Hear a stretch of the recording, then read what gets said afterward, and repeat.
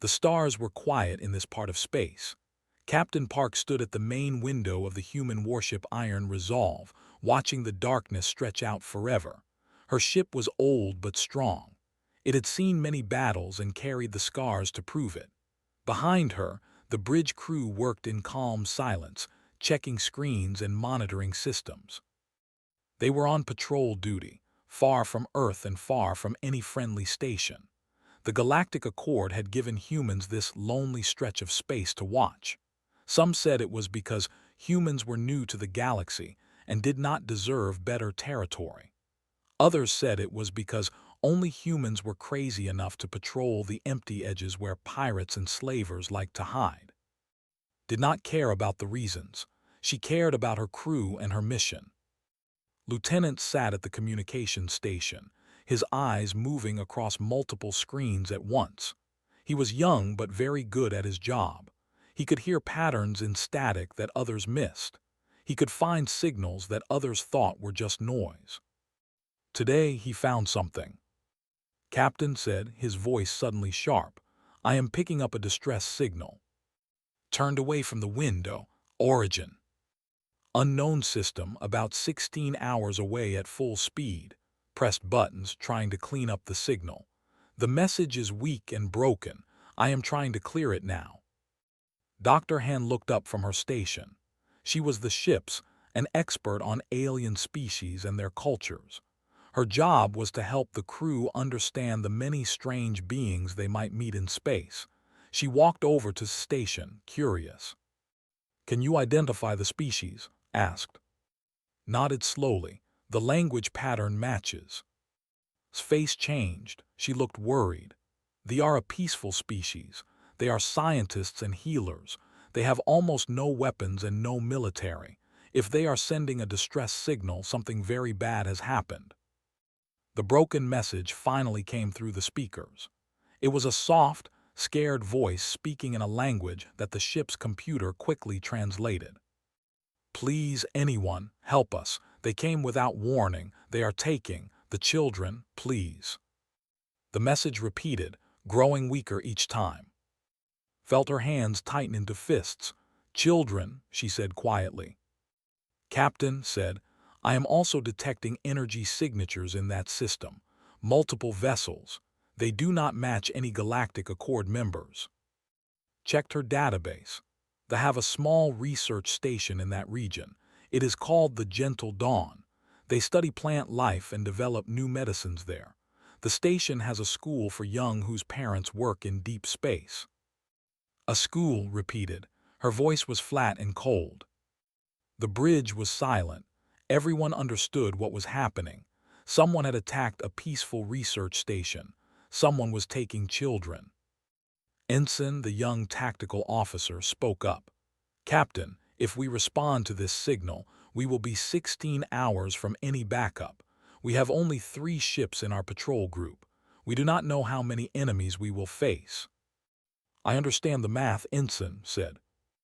I am not saying we should ignore it, added quickly. I am saying we should know what we are flying into. Looked around her bridge. She saw fear on some faces. She saw anger on others, but she did not see anyone who wanted to turn away. Dr. Han said, tell me about the... Took a breath. They are small beings about 1 meter tall. Their bodies are fragile. Their bones are thin and their skin tears easily. They evolved on a world with low gravity and mild weather. They cannot fight. They cannot run fast. They survive by being kind and useful to others. They trade medicine and knowledge for protection. And if they are captured by slavers? His voice became sad. They will not last long, are sensitive to stress. Their hearts can simply stop if they are too frightened, the children especially. Closed her eyes for a moment. When she opened them, her decision was made. All ships change course for the distress signal coordinates. Maximum speed. The Iron Resolve turned, and the 2 smaller escort ships followed. The engines roared to life, pushing them toward the unknown. Worked to send a message back to Galactic Accord Command, telling them what the patrol group was doing.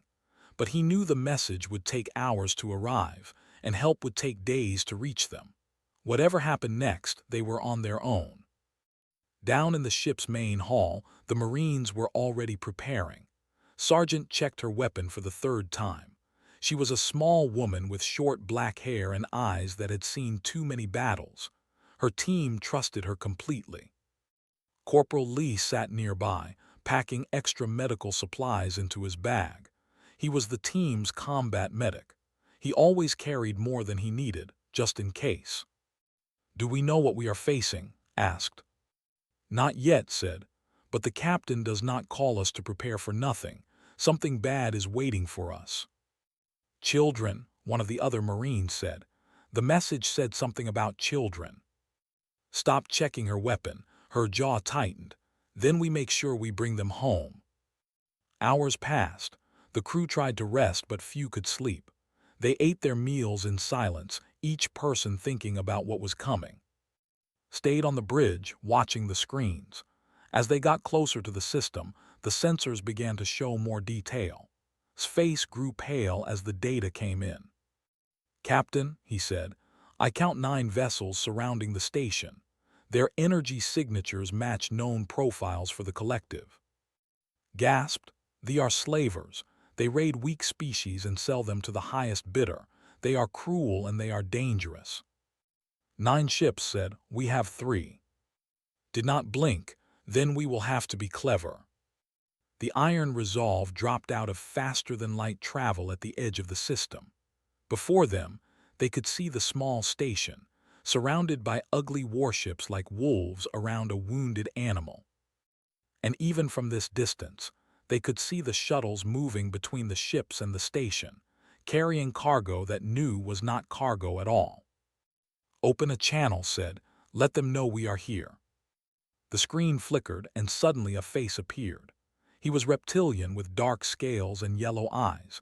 He smiled, showing rows of sharp teeth. "Humans," they said, "I am Commander. What brings you to our little harvest?" Stood tall, "Release all of them now." Laughed, it was an ugly sound. "Why would I do that? There is plenty here to share. Join us, predator to predator. Take your portion and go."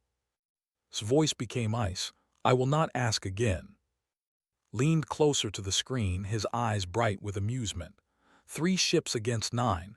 You are famous for being dangerous, but you are not stupid. Go home, little human. This prey is ours." The screen went dark. Turned to her crew. Every face was watching her, waiting. "Battle stations," she said. "We are getting those children back." The research station Gentle Dawn floated in the darkness, its lights flickering like a dying candle. Once it had been a place of learning and healing. Now it was a prison. Inside the main control room, elder physician pressed herself against the wall, trying to stay invisible. She was old for her pale blue skin wrinkled and her large eyes dim with exhaustion. Around her, soldiers moved through the station, breaking things and laughing. Had spent 40 years building this place. She had trained hundreds of young physicians here. She had helped create medicines that saved millions of lives across the galaxy. Now she watched as everything she loved was destroyed. But none of that mattered anymore. Only one thing mattered now. The children. 43 young were locked in the lower levels of the station. They were the sons and daughters of researchers who worked in deep space. They had come here to learn, to play, to grow. Now they huddled together in the dark, too scared to even cry. Had managed to hide a small communication device before they captured her. She clutched it now, sending out her desperate message over and over. She did not know if anyone would hear. She did not know if anyone would care. Then suddenly, a new voice came through the device. It was speaking the common galactic language, but with a strange accent. "Station, this is Captain Park of the human warship Iron Resolve. We have received your distress call. We are here to help." Nearly dropped the device. Humans. She had heard stories about them. They were called beings from a planet so dangerous that simply surviving there made them terrifying. Some said they were violent and unpredictable. Others said they were the fiercest warriors in the galaxy. But right now, They were the only hope she had. "Human ship," whispered into the device. "Please, they have taken our children. 43 young ones are locked below. The mean to sell them." There was a pause. When the human captain spoke again, her voice sounded different, harder, colder. "We understand. Stay hidden. We are coming." Outside the station, Commander watched the 3 human ships with amusement. His fleet surrounded them completely. 9 against 3. The humans were brave, but bravery could not change mathematics. His communication officer signaled him. "Commander, the human captain is hailing us again." Grinned, "Put her through. I want to hear her beg." Captain's face appeared on his screen. She did not look scared. She did not look worried. She looked like someone who had already made a decision. Commander said, "This is your final warning. Release all captives immediately. Withdraw your ships from this system. If you do not comply, we will use force." Burst out laughing. His crew laughed with him. "Final warning, little human, look around you. You are outnumbered and your threats are meaningless." "I am not threatening you," said calmly. "I am telling you what is about to happen." Smile faded slightly. Something in her voice bothered him. There was no fear there, no hesitation, just cold, absolute certainty. But he was a commander. He had conquered dozens of weak species. He had built his reputation on cruelty and strength. He would not be intimidated by one small human. "Let me show you something," said. He gestured to one of his soldiers who dragged into view. The small creature was shaking with terror. "This is what happens to those who resist us." Before anyone could speak, drew his weapon and killed the with a single shot. The body crumpled to the floor. On the human ship watched. Her face did not change, but something in her eyes went very, very cold. "You should not have done that," she said quietly. "What are you going to do about it?" sneered. "Die nobly, go ahead. My ships will destroy you in minutes and then we will finish our harvest." Reached forward and ended the transmission. For a moment she stood completely still. Then she turned to her crew. "All weapons online. Target the nearest vessel. Fire everything." The Iron Resolve opened fire. In space, there is no sound. But if there had been, the noise would have been deafening. Human weapons, designed for a species that had evolved fighting for survival on one of the deadliest planets in the galaxy, slammed into the ship with terrible force. They had expected a careful, measured response. They had expected humans to fight like most species did, with caution and self-preservation. They did not expect humans to charge directly into their formation, guns blazing, like predators who had found their prey. The first ship exploded before it could raise shields. "All ships attack pattern Delta," commanded. "Stay together, protect each other, make every shot count." The 2 escort ships followed her lead. They were smaller than the Iron Resolve, but they were fast and their crews were well trained. They weaved between the larger vessels, firing at weak points, never staying still long enough to be targeted. Commander stared at his tactical display in disbelief. One of his ships was already destroyed. 2 more were damaged. The humans fought like nothing he had ever seen. "All ships concentrate fire on the lead vessel," he screamed. "Destroy them." The fleet turned their weapons on the Iron Resolve. The human ship shook as energy blasts struck its shields. Sparks flew across the bridge. Crew members grabbed their stations to stay upright. "Shields at 60%, reported. "Keep firing," said. "We need to create an opening." Down in the Marine Bay, Sargent felt the ship shake around her. She knew what was happening above. She knew her captain was taking hits to give her team a chance. "Everyone ready?" asked. Her team nodded. They were fully armed and armored, ready for close combat. Corporal had his medical bag packed tight. He had added extra supplies for treating, whose bodies were different from humans. "The moment we have a clear path to that station, we go," said. "Our mission is simple. Find the children, protect the children. Bring the children home, everything else is secondary." "What about the inside the station? one Marine asked. Checked her weapon one more time. They are in our way, we remove them. Above them, the battle raged on. The iron resolve destroyed a second ship but took heavy damage in return. One of the escort ships was hit badly and had to fall back. But slowly, painfully, the humans were pushing through. Inside the station, Elder watched the battle through a cracked window. She saw the human ships, so small against the fleet, fighting with a fury she had never witnessed. They were taking terrible damage. They were probably going to die, but they kept fighting. For her people, for children they had never met. Did not understand humans. She did not know why they would sacrifice so much for strangers. But as she watched their ships burn and still press forward, she felt something she had not felt since the attack began. Hope. On the iron resolve, a console exploded, throwing an officer across the bridge. Grabbed the wounded crew member and helped them to safety before returning to her station. Status report, she demanded. Shields at 30%. Hull breaches on decks 7 and 12. 2 ships destroyed, 2 damaged, 7 remain operational. Paused. Captain, we cannot win this by firepower alone. Smiled grimly. Then it is time for the next phase. Signal Sergeant, tell her the path is clear enough. It is time to board that station. The order went out. A shuttle bay door opened on the iron resolve. A single armored shuttle shot out, flying low and fast toward the station. Inside the shuttle, and her team held on tight as the pilot dodged enemy fire. Approaching the station, the pilot reported, docking in 60 seconds. Stood up, weapon ready. Behind her, her Marines rose as one. Remember, she said, 43 children are waiting for us. Let us not keep them waiting long. The shuttle connected with the station. The airlock hissed open, and the humans went in. 12 minutes, that was all the time they had. Sergeant looked at the 43 children around her. They were scared. They were fragile, and they needed to move faster than their small bodies could carry them. Everyone listen to me, said, keeping her voice calm. We are going to leave now. Some of you will need to be carried. That is okay.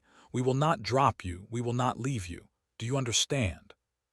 The children nodded, their enormous eyes fixed on her face. Marines, pick up the smallest ones. 2 children per person if you can manage it. We move fast, but we move careful. Go. The Marines did not hesitate. They holstered their weapons and lifted the children into their arms. The children weighed almost nothing compared to what the humans were used to carrying, but they were delicate. Every Marine knew that one wrong move could break a tiny bone.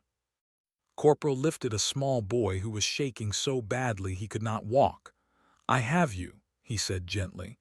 Just hold on to my neck. The boy wrapped his thin arms around and buried his face in the human's shoulder. They started moving. On the iron resolve, Captain received the news through her communicator. Her face did not change, but her grip on the arm of her chair tightened until her knuckles turned white. Self-destruct in 12 minutes, she repeated, and they have 43 children to evacuate. Captain said, the shuttle that took our Marines to the station cannot fit everyone. We need more transport. Made a decision instantly. Launch every shuttle we have, every escape pod, anything that can fly, send them to that station now. We'll target them. Then we give the something else to worry about. All ships, focus fire on any vessel that moves toward the station. Protect those shuttles with everything we have left. The order went out. Shuttle bay doors opened across the human fleet. Small craft shot toward the dying station while the warships formed a protective wall around them. Inside the station, Dr. Han was running through burning corridors. She had convinced Captain to let her join the evacuation. She was not a soldier, but she understood. She knew how to calm them, how to help them. She found in the others moving through a smoke-filled hallway. The children were crying now, unable to stay silent any longer. The sound broke her heart.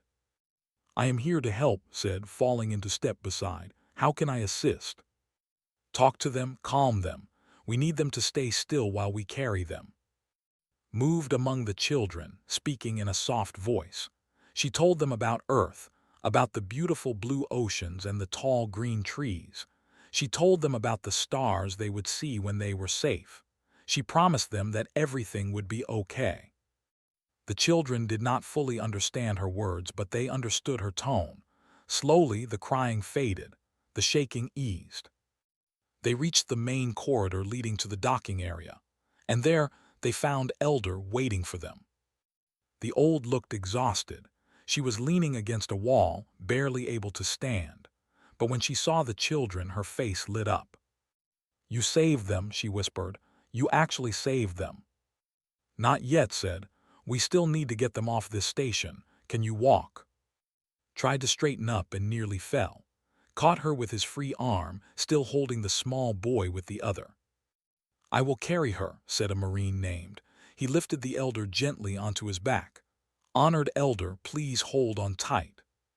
"You are all insane," said, but there was wonder in her voice. Wonderful and completely insane. They continued moving. The station shook around them as the self-destruct sequence continued. Panels fell from the ceiling. Steam burst from broken pipes. The lights flickered and died, leaving only the red emergency glow. 8 minutes left. They reached the docking area. Through the windows, they could see the battle still raging outside.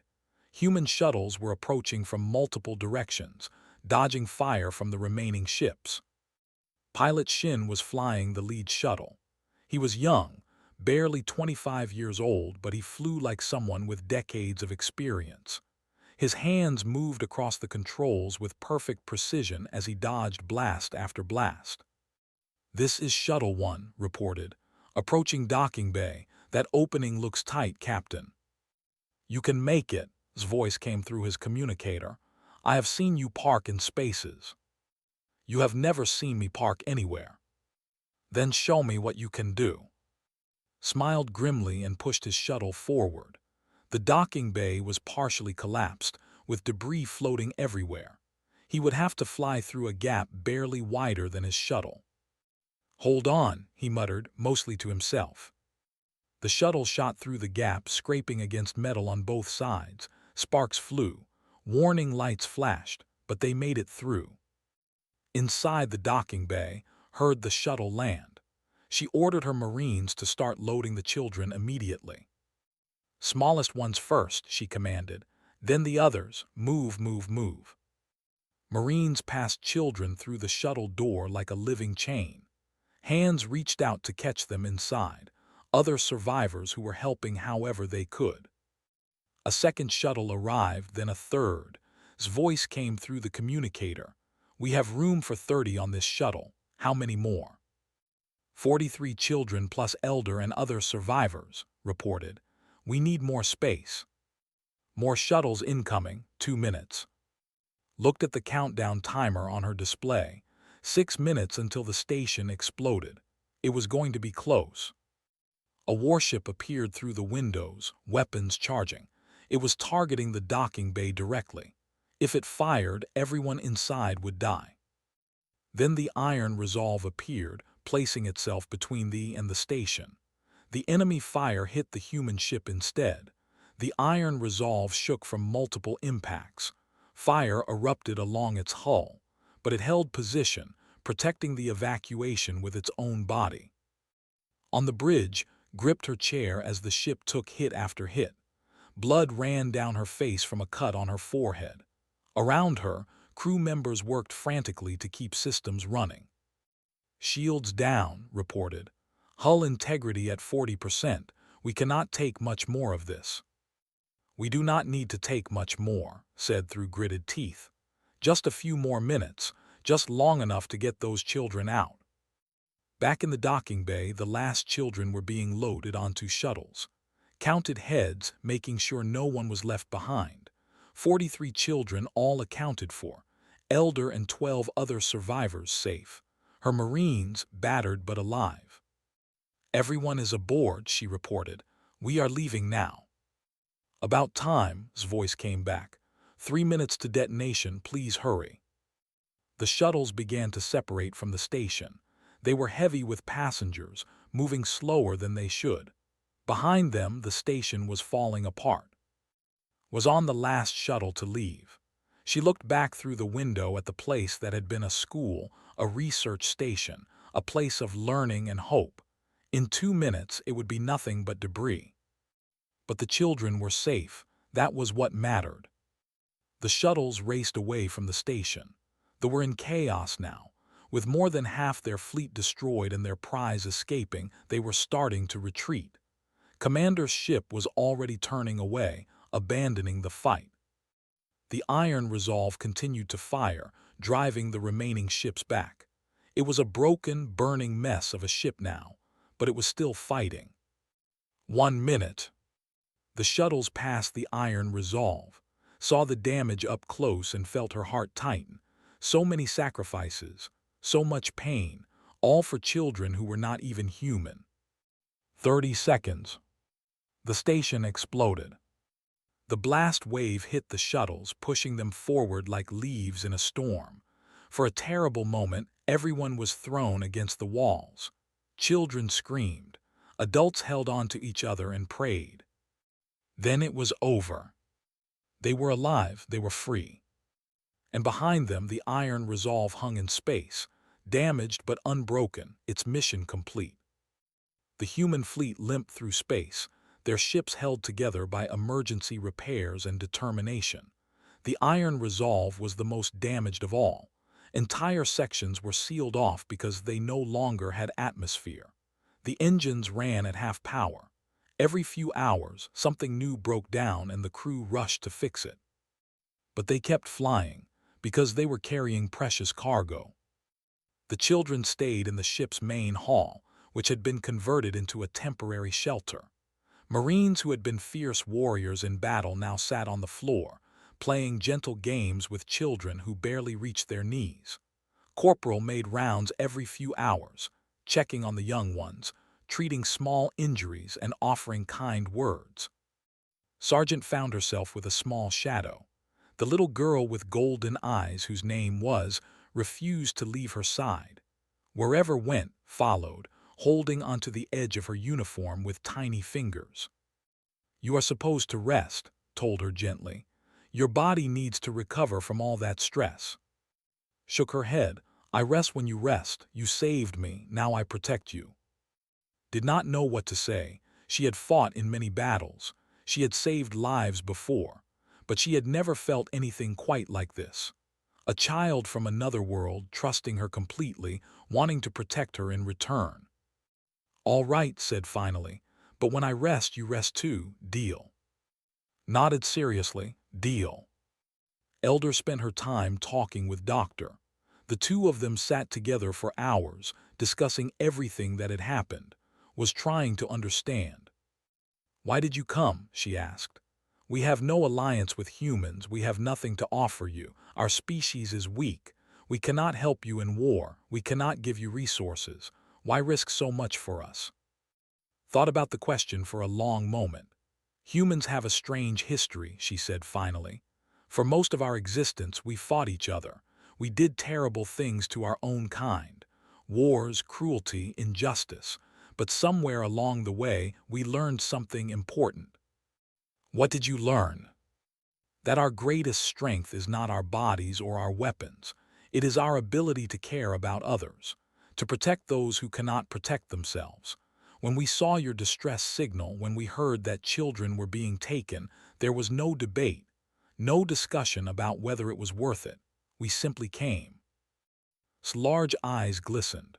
"On our world we have a saying, the measure of a species is not how it treats the powerful, but how it treats the helpless. By that measure, humans are remarkable indeed." The fleet finally reached a Galactic Accord medical station on the 5th day.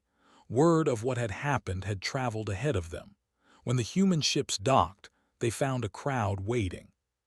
Diplomats, doctors, journalists, and curious onlookers filled the station. They had come to see the humans who had fought impossible odds to save strangers. They had come to see the children who had been rescued. Captain stood at the front of her crew as they disembarked. She had a bandage on her head and burns on her arms, but she walked with her back straight. Behind her came her Marines, then the survivors. The crowd was silent as walked out, still holding his hand. The tiny girl looked around at all the faces staring at her. For a moment, she seemed afraid. Then she looked up at who squeezed her hand gently. "It is okay," said. "These people want to help." Nodded and walked forward. A tall, elegant being stepped out of the crowd. Ambassador, a senior representative of the Galactic Accord. His skin was silver and his eyes were deep purple. He was known throughout the galaxy as a strict enforcer of rules and protocols. He approached Captain. "Captain Park," he said, his voice formal. "You engaged in combat operations in neutral territory without authorization from the Galactic Accord. You attacked vessels belonging to the Collective. You have potentially started a diplomatic incident." Met his gaze without flinching. "Yes. Your actions were reckless and provocative. You could have started a war." "Yes." Ambassador studied her for a long moment. Then he turned to Elder. "You are the senior survivor from the Gentle Dawn station. Will you tell us what happened?" Stepped forward. She was still weak, leaning on a staff that the humans had made for her, but her voice was strong. "They attacked without warning. They killed our defenders in minutes. They took our children and began loading them onto slave ships." She paused. "Then the humans came. Commander contacted them. He offered them a share of the captives, a partnership between predators, he called it." The crowd murmured. Ambassador raised a hand for silence. "And what did the humans do?" he asked.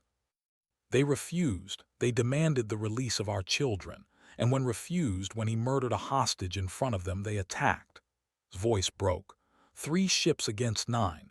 They were damaged, burning, dying, and still they fought. They sent their warriors onto our station to save children they had never met.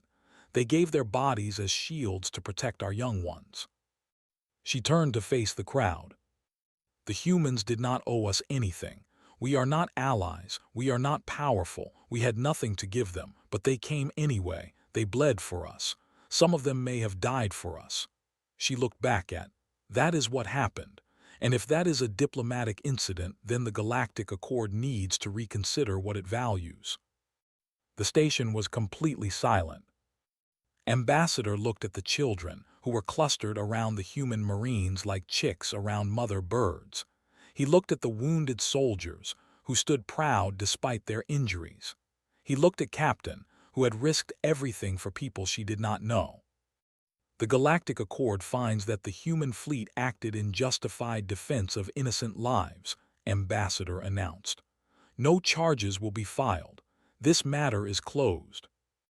The crowd erupted in applause and cheers, but was not listening. She was watching, who had climbed into his arms and was now waving at everyone like a tiny queen greeting her subjects. The fierce sergeant was smiling, really smiling, for the first time since the battle. Later, as the survivors were being taken to medical facilities and the ships were being prepared for repair, a message arrived for Captain. It was from the Collective. "You have humiliated us, human. You have destroyed our ships and stolen our property. This insult will not be forgotten. The Collective declares vendetta against the human species. We will have our revenge." Read the message, then she deleted it. Ensign, who had seen the message, looked worried. "Captain, should we not report this? They are threatening war." Shrugged. "Let them threaten. We have faced worse." "But what if they actually attack?" "Then we will respond." Looked out the window at the stars. "That is what we do, Ensign. When someone cries for help, we answer. And when someone tries to hurt the helpless, we stop them. It is that simple. Even if it means making enemies." Smiled, but there was steel behind it, especially then. News of what the human fleet had done spread across the galaxy like wildfire. Species that had dismissed humans as violent primitives began to reconsider. Species that had feared them began to hope. Within weeks, the formally requested an alliance with Earth. Not for protection, they said, but for friendship. They wanted to learn from the humans. They wanted to understand what made them so fierce and yet so kind. Other species followed. Small delegations arrived at human stations, asking questions, seeking partnerships. The galaxy was waking up to a new truth. Humans were, yes, they were strong and fast and terrifying in battle, but that was not what made them dangerous to evil and comforting to the weak. What made them special was choice. They chose to protect. They chose to sacrifice. They chose to answer cries for help no matter the cost. And in a galaxy full of predators and prey, that choice made all the difference. He monitoring station sat at the edge of human space, far from any sun or planet. It was a small metal box floating in the darkness, watching and listening to the endless voices of the galaxy. Most days, nothing important happened. Ships came and went. Messages traveled between worlds. The universe moved slowly, and Lieutenant Park watched it all from her chair. She was young, only 26 years old, but she had a gift. She could see patterns where others saw noise. She could hear meaning in signals that others ignored. That was why they put her here at the edge of everything, listening to the stars. Tonight was like any other night. Sat in front of her screens, drinking cold coffee and watching the data flow past her eyes. Trade ships talking to stations. Military vessels checking in with command. The normal sounds of a galaxy that had forgotten what real danger felt like. Then something changed. A light blinked on her screen. It was small and red, hidden in the corner where old systems lived. Almost missed it, almost. But her eyes caught the flash and her fingers moved before her mind could think. The signal was old, very old. It used a frequency that no one had touched in 3,000 years. The Galactic Standard Emergency Channel, created before the current council even existed. Every species knew about it, but no one used it anymore. There were newer systems, faster ways to call for help. But someone was using it now. Leaned forward and pulled the signal closer. It was weak, traveling across vast distances to reach her station. She cleaned the noise and listened. The message was simple. 3 words, repeated over and over in the ancient universal language. Help us, please. His heart beat faster. This was not a machine sending automated warnings. This was a living being crying out into the darkness, hoping someone would hear. She traced the signal back to its source. The Expanse, a region of space controlled by the Collective, knew about them from her training. They were one of the oldest species in the galaxy. They were made of living crystal, beautiful and delicate. They kept great libraries of knowledge and never fought anyone. They had no weapons. They had no enemies. Why would they send a distress call? Did not waste time wondering. She opened a channel to the HSS Indomitable, the flagship of the 7th Human Expeditionary Fleet. The ship was 3 hours away at maximum speed, but Captain Lee needed to know about this. The captain's face appeared on her screen. He was an older man with gray in his hair and lines around his eyes. Those eyes had seen many things that the galaxy preferred to forget. Wars that the Council called misunderstandings. Massacres that official records erased. Lee remembered all of it. "Lieutenant Park," he said, "what do you have?" Sent him the signal and watched his face change. The tiredness left his eyes, replaced by something harder, something that remembered how to fight. "How long has this been broadcasting?" he asked. "I cannot tell, sir, but it is active. Someone is sending it right now." Was quiet for a moment, then he nodded. "I will contact the Council. Keep tracking that signal." The Council responded within the hour. Appeared on the communication screen, his long face showing the usual expression of mild annoyance that he always wore when speaking to humans. Was a species that had been part of galactic civilization for 50,000 years. To him, humans were children who had just learned to walk between the stars. Captain Lee said, "We have examined your report. The signal is clearly a malfunction. They have no enemies, no one would attack them. "Someone is asking for help," replied. "The signal is not automated. A living being is sending it." "Impossible. They are peaceful. They have nothing that anyone would want to take by force." "Then why is someone screaming for help in their space?" Made a sound like a sigh. "Humans, always looking for danger where none exists. This is why the Council hesitates to give your species more responsibility. You see war in every shadow." His jaw tightened, but his voice stayed calm. "I am requesting permission to investigate. The Expanse is territory. They have not asked for assistance. Entering their space without invitation would be a violation of galactic law. And if they are dying while we argue about law?" His eyes narrowed. "That is not your concern, Captain. The Council will send a diplomatic vessel to investigate. In 2 weeks. 2 weeks? These matters require proper procedure.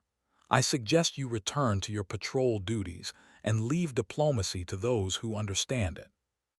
The screen went dark, had ended the call. Sat in his command chair for a long moment. Around him, his crew waited. They had all heard the conversation. They all knew what the captain was thinking. Commander stood at his side.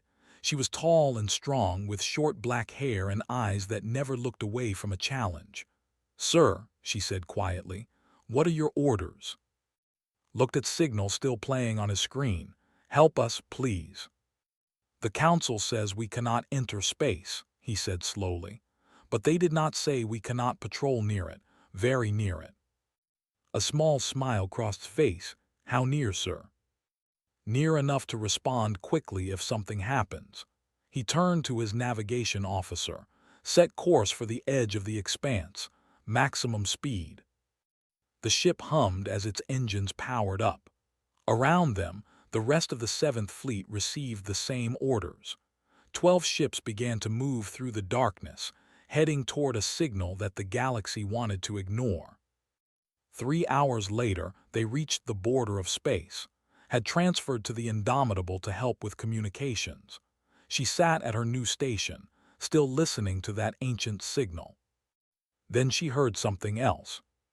"Captain," she said, her voice tight, "I am picking up life signs in the system, hundreds of them." "Survivors?" "Yes, sir, but—" She checked her readings again, hoping she was wrong. "They are fatting. The life signs are disappearing, dozens every minute." Stood up from his chair. "How many are left?" "Maybe 2,000, maybe less." Looked at him with fear in her eyes. "They are dying, sir, right now while we watch." The captain made his decision in one heartbeat. All ships cross the border, full speed to the system. He opened a channel to the entire fleet. "This is Captain Lee. The Council told us to wait, but there are people dying out there, and we do not wait while innocent beings are slaughtered. Prepare for combat. We do not know what we will find, but we will face it together." The fleet crossed into space, breaking galactic law and perhaps starting a war. But they were humans, and humans answered when someone called for help. No matter the cost. Had never seen anything like it. The space around the colony was filled with broken things. Pieces of ships floated everywhere, catching the light of the distant sun and throwing it back in a million directions. But these were not normal ships. They built their vessels from living crystal, grown over centuries into shapes of incredible beauty. Now those crystals were shattered, spread across thousands of kilometers like tears frozen in the void. "My God," someone whispered on the bridge. No one answered. There were no words for what they were seeing. Captain stood at the front of the bridge, his hands gripped tight behind his back. His face showed nothing but could see the tension in his shoulders. He had seen death before.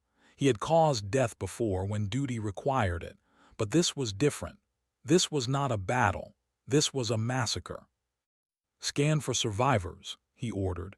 "Any ship that still has atmosphere, any life signs at all." The crew worked in silence. The only sounds were the soft beeping of machines and the quiet breathing of people trying to stay calm. "Sir," the sensor officer reported, "I have found one structure with stable atmosphere. It appears to be an archive ship. Large, old, designed for keeping records. There are life signs inside, weak but present. How many? 47, sir, down from the original crew of 300. Nodded. Commander, take a boarding team and get those survivors. Bring them back alive. Was already moving before he finished speaking. She gathered her team in the shuttle bay, 12 soldiers in combat armor, ready for anything. Or so they thought. The shuttle crossed the debris field slowly, weaving between the floating crystal fragments. Inside, watched through the window and tried to understand what kind of weapon could do this. The ships were not just destroyed. They were torn apart as if something had grabbed them and pulled them to pieces like a child breaking a toy. They reached the archive ship and found a docking port that still worked. The team entered carefully, weapons ready, scanning every corner for threats. But there was no enemy here, only silence and the soft glow of emergency lights. The survivors were gathered in the central library, a vast room filled with crystal storage devices that held 10,000 years of knowledge. The survivors themselves were unlike anything had seen before. They stood about 2 meters tall, their bodies made of blue and purple crystal that pulsed with inner light. They had no faces in the human sense, but patterns of light moved across their surfaces, showing emotions that slowly learned to read. Fear, that was what she saw in every one of them. Pure, overwhelming fear. One was older than the others. Its crystal had turned darker, almost black in some places, and its light pulsed weakly. This was Prism of Dawn, the keeper of this archive, and it was dying. Knelt beside the ancient being. "We came to help," she said softly. "Can you tell us what happened?" Prism of Dawn's light flickered. When it spoke, the sound was like music played on broken instruments. "You are the humans, we have records of your species, young, violent, dangerous. We are here to save you." "Why?" The question was genuine, confused. "You do not know us. We are not your people. Why would you risk your lives for strangers?" Did not have a good answer. She only knew that when she heard the distress call, something inside her refused to look away. Because someone was asking for help, that is enough. Prism of Dawn was quiet for a long moment. Then its light pulsed in a pattern that might have been a sad smile. "Perhaps the old records about your species are incomplete. Perhaps there is more to you than violence." "What attacked you?" asked. "Who did this?" The other made sounds of distress. Their lights flickered wildly and some of them turned away, unable to face the memory. But Prism of Dawn was old and brave. It had lived long enough to face any truth. Though it said, "They have returned," felt cold even inside her armor. She had heard that name before, in history lessons that seemed more like horror stories. They were an ancient empire, older than the current galactic order, older than most species alive today. They had once conquered half the galaxy, consuming entire civilizations, stripping worlds of everything useful before moving on. They were living nightmares, and they had disappeared 3,000 years ago. Everyone thought they were dead. "That is impossible," said, though she knew it was not. "They were destroyed, the old records say." "The old records are wrong." Prism of Dawn's light dimmed further. "They did not die, they slept. Somewhere in the deep void between the galaxies they waited, and now they have awakened. They are hungry, and they remember." "Remember what?" "Everything. Every species that fought against them. Every world that resisted. They have returned to finish what they started. And they began with us because we keep the records, because we remember the truth about them. They want that truth destroyed." Stood up and opened a channel to the Indomitable. "Captain, we have a serious problem." She told him everything Prism of Dawn had said. The silence on the other end lasted for a long time. "Get the survivors to the shuttle," finally said. "We need to leave this system and warn everyone." "Sir, there is something else." Looked at the dying elder. "Prism of Dawn says they are not just raiding. They have a full invasion fleet, hundreds of ships, and they are heading toward Council space." More silence. "Then, how long do we have?" Before could answer, his voice cut into the channel. "Captain, I am detecting warp signatures at the edge of the system. 3 ships coming in fast. They do not match any design in our database." On the Indomitable's bridge, the sensor screens lit up with new contacts. The ships that emerged from faster-than-light travel were unlike anything human engineers had ever imagined. They looked alive, their hulls covered with what seemed like scales or skin. Weapons bristled from every surface, strange organic weapons that pulsed with dark energy. "Those are hunter ships," Prism of Dawn said through the communication link. Its voice was fatting, but its fear was clear. "They have found you. They will not let you leave. They will not let anyone escape to warn the galaxy." Captain watched the enemy ships approach. They were beautiful in a terrible way, like predators perfectly designed for killing, and they were coming straight for his fleet. "All hands," he announced calmly, "battle stations. We have contact with the enemy. Gathered the survivors and moved them toward the shuttle. We need to go, now." As she ran through the broken archive ship, she heard Prism of Dawn whisper one last thing. "The humans came when no one else would. Remember this, my children. Remember the who answered our call." The shuttle launched just as the first weapons fired. The war had begun. And humanity was about to show the galaxy what a species could really do. The hunter ships moved through space like sharks through water. They were fast, smooth, and hungry. Their weapons glowed with dark purple light, ready to tear through anything in their path. On the bridge of the HSS Indomitable, Captain watched them come. He had fought many enemies in his career.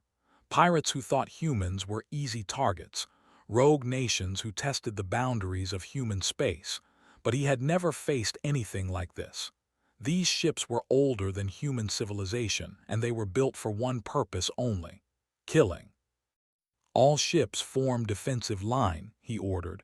"Protect the shuttle carrying the survivors. Nothing touches them." The human fleet spread out, 12 ships creating a wall of metal and weapons between the and shuttle. The survivors huddled inside that small vessel, their crystal bodies dim with fear, watching through the windows as giants prepared to fight. A communication signal came from the lead ship, accepted it, and a voice filled the bridge. It was not a pleasant voice. It was cold and old, like wind blowing through dead trees. "Primitive creatures," the voice said, "you have entered our hunting ground.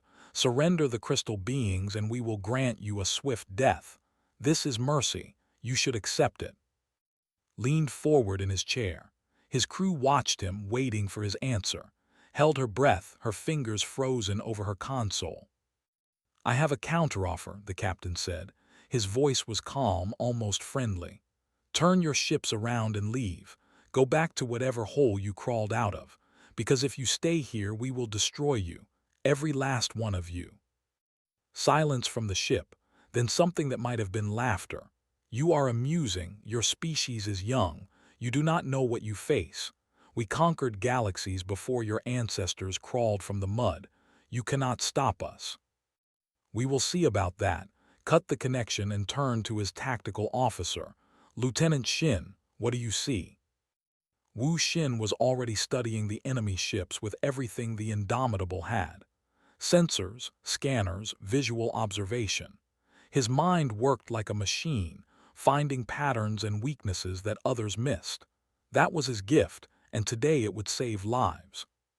"Their weapons are powerful," he said, "but they follow a sequence. Charge, fire, recharge. The recharge takes exactly 4 seconds. If we time our attacks to hit during those 4 seconds, they cannot defend properly. Can we communicate that to the whole fleet in time?" "Already done, sir." Wu allowed himself a small smile. "I sent the pattern to all ship tactical officers 30 seconds ago." Nodded. "Good, all ships engage on my mark." He waited one more heartbeat, watching the enemy come closer. Mark. The human fleet fired as one. Space lit up with weapons fire. Missiles streaked toward the ships. Energy beams cut through the darkness. The first shots were testing, measuring, learning how the enemy moved. They responded with their own fire, purple energy that hit the human shields with terrifying force. The destroyer HSS took a direct hit. Its shields failed and a hole opened in its hull, but the crew sealed the breach and kept fighting. Humans were like that. They did not stop just because they were hurt. "Focus fire on the lead ship," ordered. "All weapons now." 12 human vessels turned their attention to one target. The ship tried to dodge, but it was too slow. The combined firepower of the human fleet hit it during those precious 4 seconds of recharge, and its organic hull cracked open like an egg. The inside died, screaming in frequencies that made its equipment spark and hiss. "One down," Wu reported, 2 remaining. But the other ships were learning too. They adjusted their patterns, made their attacks less predictable. A missile hit the frigate HSS Ulsan and nearly cut it in half. Escape pods launched, carrying survivors away from the dying ship. "They are adapting," said through the communication link. Her shuttle was behind the fleet, racing toward safety, but she was watching everything on her screens. "They will not fall for the same trick twice." "Then we try something new," turned to his flight control officer. "Launch the fighter squadrons, all of them." Dozens of small fighters poured out of the human ships. They were fast and nimble, harder to hit than the larger vessels, and they were piloted by humans who had trained their whole lives for moments like this. Was the best of them. Her call sign was Ghost, because enemies saw her and then she was gone. She led her squadron straight at the second ship, dodging its weapons with moves that should have been impossible. "Ghost Squadron, follow my lead," she said through her radio. "We are going inside." "Inside?" one of her pilots asked. "You mean?" "There is an opening in their hull. Hangar bay, probably. We fly in, drop our bombs, and fly out. Simple." "That is not simple. That is insane." Laughed. It was a bright sound, full of joy even in the middle of death. "That is why they will not expect it. Now follow me or stay behind. Your choice." She did not wait for an answer. Her fighter dove toward the ship, slipping through weapons fire like water through rocks. 5 other pilots followed her. The rest stayed outside, providing cover. The hangar bay was dark and organic, like flying into the mouth of a living creature. Did not hesitate. She armed her payload, aimed at what looked like a vital structure, and fired everything she had. "All pilots out now." The fighters turned and raced for the exit. Behind them, explosions began to chain through the ship. Something important had been hit, something that they could not survive without. The second hunter ship began to break apart, its organic hull dissolving as internal fires consumed it. Its fighter burst back into open space just as the ship died. She was laughing again, the joy of survival mixing with the thrill of victory. 2 down, she reported, 1 to go. But the third ship was running. It had seen what humans could do, and it was afraid. It turned and accelerated toward the edge of the system, trying to escape. "It is going to warn the others," Wu said. "If it gets away, the main fleet will know exactly what we can do." "Then we do not let it get away," pushed his ship forward. "All weapons target the fleeing vessel, fire at will." But the ship was fast, and it had a head start. It reached the edge of the system and began to charge its faster-than-light drive. 1 more minute and it would be gone. His voice came through the radio. "I can catch it." "Your weapons are empty, Lieutenant." "I know." There was no laughter in her voice now, only determination. "But my engines still work." Understood what she was saying. "It is the only way, sir. We cannot let them escape. We cannot let them bring back information about our fleet." A long silence. Then spoke, his voice heavy. "May your ancestors welcome you with honor, Lieutenant." Pushed her fighter to maximum speed. She caught the ship just as its drive began to activate. Her small vessel hit its engine section and exploded with all the remaining fuel she had. The ship died in fire, died with it. On the Indomitable, the crew stood in silence, had tears running down her face. Even Wu, always calm, could not speak. In the shuttle full of survivors, Prism of Dawn watched through the window. Its light pulsed with something new. Not fear, something else. She gave her life, it whispered, for people she never knew, for a galaxy that rejected her kind. The ancient turned to, why would she do this? Wiped her eyes and took a breath. Because someone had to, and she was the only one who could. Prism of Dawn was quiet for a long moment. Then it said something that would be remembered across the galaxy for generations. We called the monsters. We were wrong. They are the guardians we never knew we needed. The battle was over. The humans had won. But the war was just beginning. The news spread across the galaxy like fire through dry grass. The had returned. The ancient nightmare was awake. And somehow, against all reason, a small human fleet had fought them and won. On Nu, the largest human colony world, Admiral Sung Ho called an emergency war council. He was an old man with white hair and a face carved from stone. He had built the human fleet from nothing, turning a collection of exploration vessels into a force that could defend human space from any threat. But he had never planned for this. No one had. The council room was filled with officers, politicians, and representatives from every human world. Captain Lee was there, still wearing his uniform from the battle. Stood beside him, her eyes red from crying. They had lost friends in the fight. They had lost, who had given everything to stop one ship from escaping. The situation is simple, Admiral said, his voice cutting through the room.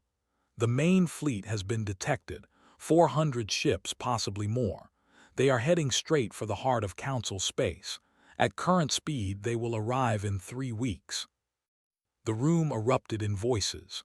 Fear, anger, demands for action. Let them talk for 1 minute. Then he raised his hand and silence fell. The Galactic Council has already contacted us. They want our help, he smiled, but there was no warmth in it. The same council that called us dangerous barbarians. The same council that told Captain Lee not to answer the distress call. Now they are begging for our protection. Stepped forward. What do they offer in return? Nothing concrete. They expect us to fight for the honor of saving them. They speak about gratitude and future consideration. The Admiral shook his head. Politicians. Do we help them anyway? Asked. Everyone looked at her. She was the youngest person in the room, and she had just asked the question that nobody wanted to answer. If humans refused to help, billions of beings would die. But if humans spent their fleet defending the Council, their own worlds would be left vulnerable. Admiral was quiet for a long moment. Then he looked at the faces around him, the soldiers and leaders who would have to make this work. We help them, he said. But on our terms, we take full tactical command. No interference from Council politicians. No committees deciding how to fight a war. They give us control or they face the alone. The Council agreed. The message was sent to the Galactic Council, and within hours a response came back. The Council accepted every condition. They were terrified enough to agree to anything. While the politicians worked. She had been studying the captured data from the destroyed ships, looking for anything useful. Most of it was encrypted in languages dead for 3,000 years. But she was patient and she was brilliant, and eventually she found something. Captain, she said, her voice shaking with excitement, I found a weakness. Came to her station immediately. Show me. She pulled up her findings on the screen. The fleet is not controlled the way normal fleets work. They do not have independent commanders on each ship. Instead, everything flows through queen ships. 3 of them. These queens are connected to every vessel through some kind of neural link. They think for the entire fleet, make all the decisions. So if we destroy the queens, the fleet falls apart. The ships would still have crews, but they would lose coordination.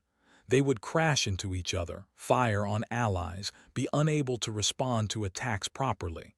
Without the queens, they become easy targets. Stared at the screen. 3 targets, 3 queens. Destroy them and save the galaxy. Can we find them during the battle? Nodded. They are bigger than the other ships and they give off a specific energy signature. I can track them. The plan came together quickly. The human fleet would form the center of the Allied defense, holding the line against the assault. While the main battle raged, 3 small strike teams would break through enemy lines and attack the Queen ships directly. It was dangerous, almost suicidal, but it was the only way. Volunteered for the first team before anyone else could speak. I will lead the assault on the primary queen, the biggest one. That is the most dangerous mission, said. The primary queen will have the heaviest defenses. I know. Her eyes were steady, determined. That is why I should go. I am the best ground commander we have, and someone needs to make sacrifice mean something. Wanted to argue, but he knew she was right. War was not fair. The best soldiers always faced the worst odds. Wu Xin took command of the second strike team. He would approach his target from an unexpected angle, using his gift for patterns to predict where the defenses would be weakest. His mind was the sharpest weapon they had. The third team was led by a young officer named One. He was new to command, but he had proven himself in the battle at. He was brave, smart, and he understood what was at stake. Admiral addressed all human forces on an open channel. Every ship in the fleet, every soldier preparing for battle, every pilot running final checks on their fighters heard his words. In 2 days, we face an enemy that once conquered half the galaxy. They think we are primitives, easily crushed. They think our short history means we are weak. They are wrong. He paused, letting his words sink in. We are humans. We come from a death world, a planet so dangerous that the galaxy is amazed we survived at all. We did not just survive, we thrived. We built civilizations in deserts and jungles and frozen wastelands. We crossed oceans and skis and the void between stars. Every challenge made us stronger. Every enemy made us sharper. His voice grew harder. They killed billions of innocent beings. They slaughtered the who never hurt anyone. They think they can do the same to the galaxy again. But this time they face us. This time they face the... Cheers erupted across the fleet. Soldiers who had been afraid found their courage. Pilots who had doubted themselves remembered who they were. Humans, survivors, fighters. Admiral smiled grimly. Launch the fleet. We go to meet the enemy. The ships rose from their docks. Hundreds of vessels, the largest gathering of human military power in history. They were joined by ships from other species, smaller contributions from nations that had finally understood the danger. It was not a great alliance. Most of the galaxy was still too afraid to fight, but it was enough. It had to be enough. On the bridge of the Indomitable, monitored the fleet's progress. Stood beside her, watching the stars pass by on the main screen. Are you afraid? She asked quietly. He thought about it. Yes, only fools are not afraid before battle, but fear does not control me. It reminds me what I am fighting for. What is that? Everyone who cannot fight for themselves, the we rescued, the planets that will burn if we fail, the children who will never be born if the win. He looked at her. That is worth being afraid for. Nodded. She was afraid too, but she understood now that fear was not weakness. Fear was just another obstacle, and humans had been climbing over obstacles since they first walked upright. The fleet reached the designated battlefield, a region of empty space where nothing would be destroyed except ships and lives.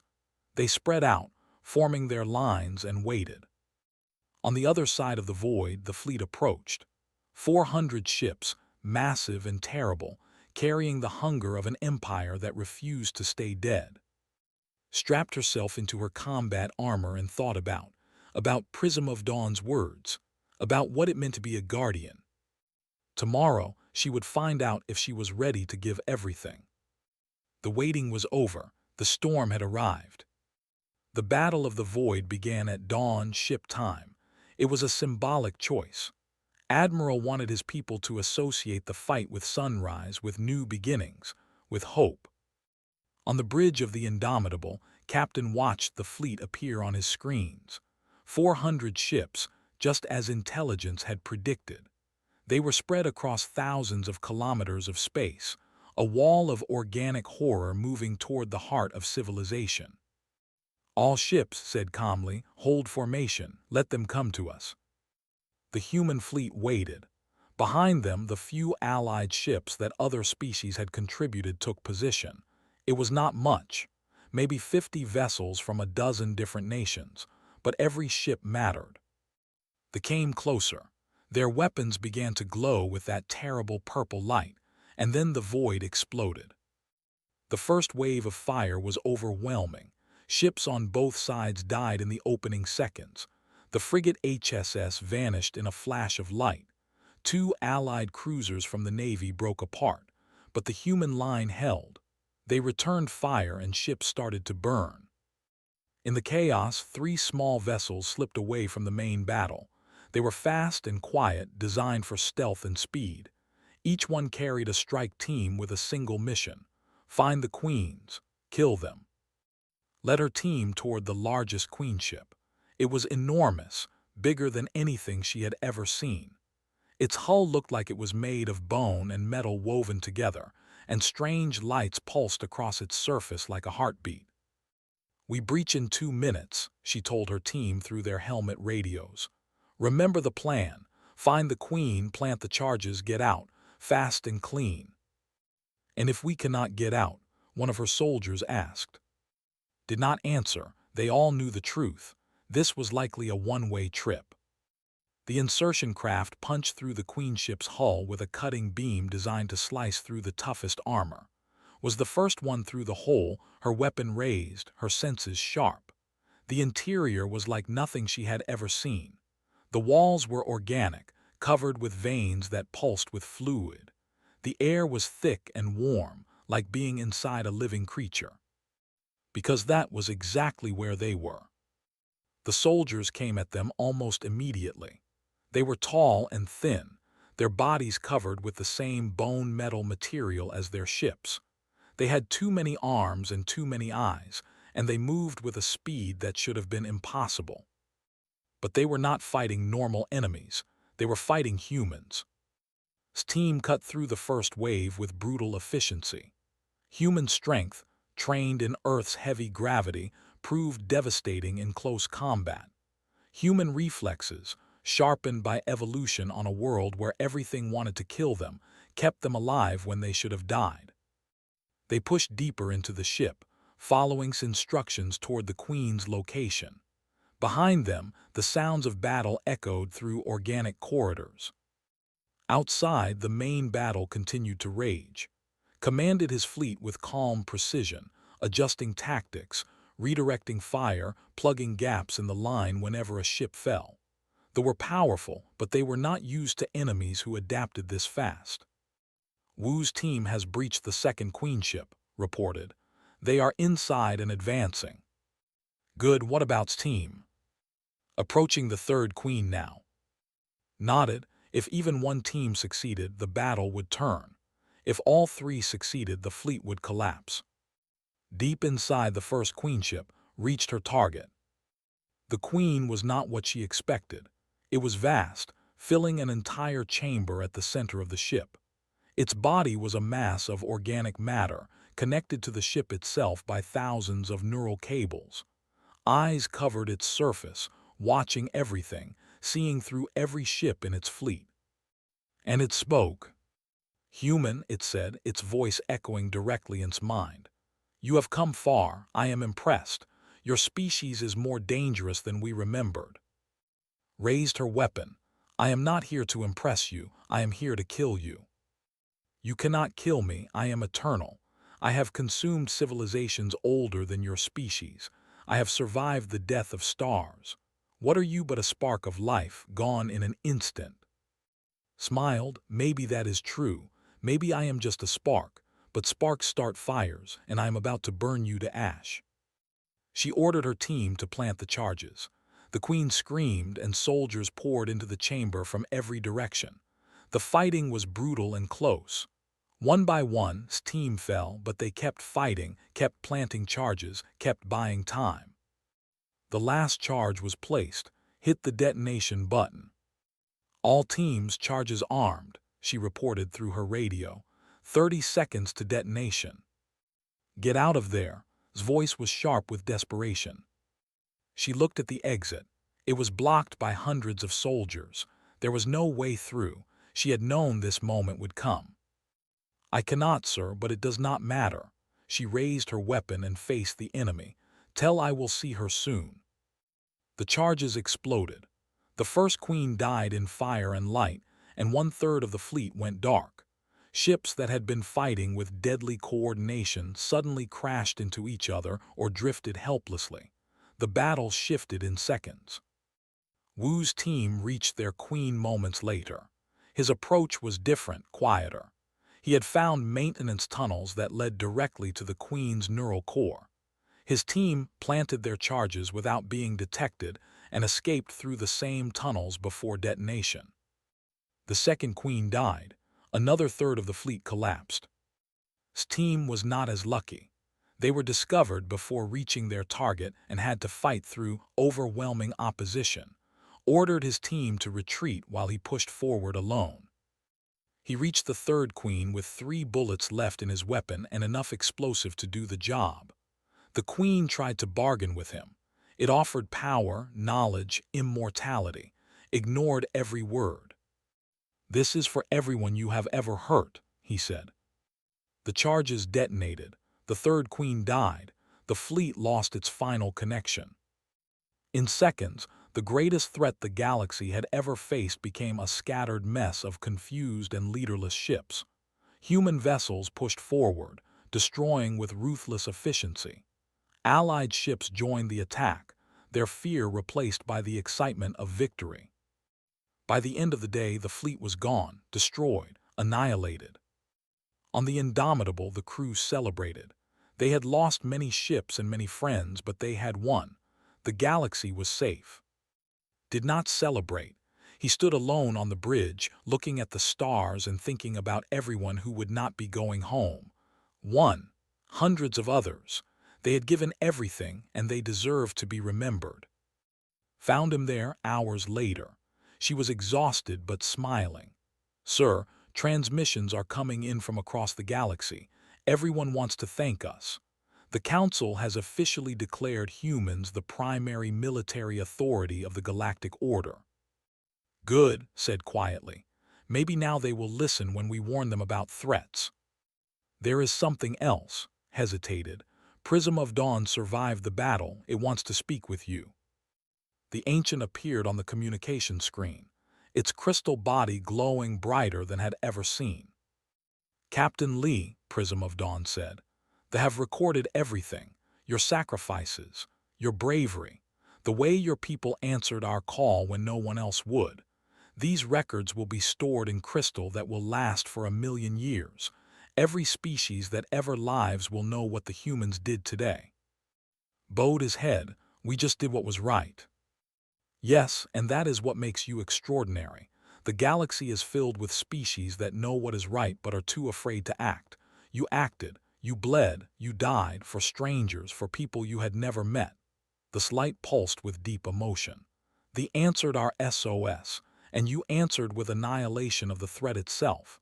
You are not the monsters we feared. You are the heroes we needed. The transmission ended. Sat in his chair and finally allowed himself to feel the weight of everything that had happened. They had won, the galaxy was saved, but the cost had been high and the work was not over. There would be other threats, other calls for help. There always were. Brought him a new report. More signals were coming in. Distress calls, requests for aid, pleas for alliance from species across the galaxy. What do we do, sir? She asked. Looked at her. She had grown so much since that first night at the listening station. She was not just a communications officer anymore. She was a survivor of the greatest battle in galactic history. We do what we have always done, he said. We answer, that is what humans do. He stood up and faced the stars. The SOS had been answered, and humanity would never stop answering. Back on the repaired Iron Resolve, Sergeant received a package. Inside was a small drawing, made with the colorful inks that children used. It showed a tiny blue figure holding the hand of a larger brown figure. Underneath, in shaky letters, was a message. "Thank you for coming, love." Hung the drawing in her quarters, where she could see it every morning when she woke up. It reminded her why she fought.